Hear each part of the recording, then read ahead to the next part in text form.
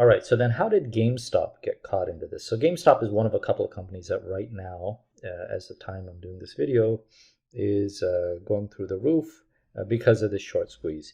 And what set this up for GameStop and some of the others, GameStop in particular had a very high short interest. And what that means essentially is they take the total percentage of your shares outstanding and say how many of those have been sold short. So if you have 1,000,000 shares outstanding and there's 100,000 people that have sold short, you have 10% short interest.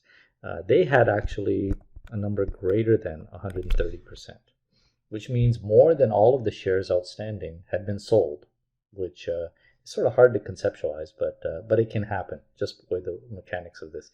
What that means is everyone is expecting it to fall. Now, the other component of this is this was a low trading stock. Okay, so GameStop is the video game stores. People were thinking they're on their way to a slow death. They're losing money. So that's why a lot of institutional investors, hedge funds, had shorted it. The problem is it's a low trading stock, and as a result of the fact that it's low trading, if somebody goes in and starts buying, the price goes up a lot faster than a high trading stock, a high volume stock. And that's what ended up happening on a lot of internet boards. Created a buzz of this would be a good stock to create a short squeeze on. And then all of these institutional investors, large companies and hedge funds that bought it, would be forced to close out their short positions and take a loss.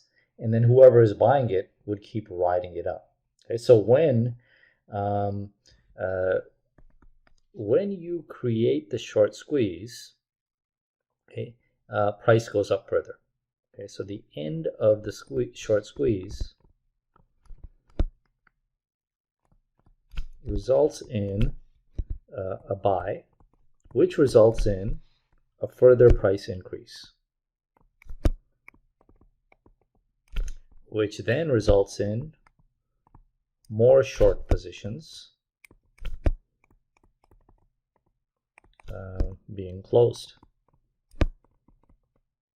Okay. And then you can see how this goes. Then that results in another price increase. And you can see how then the stock price for GameStop, which is GME, okay, it went from $15 to $480 plus in less than 1 month.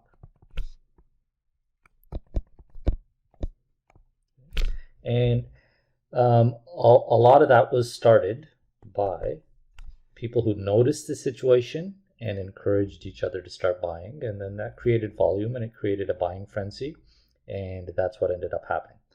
Okay, now the question is it illegal? It's not illegal because the people who did this trading on the internet were not acting on any insider information.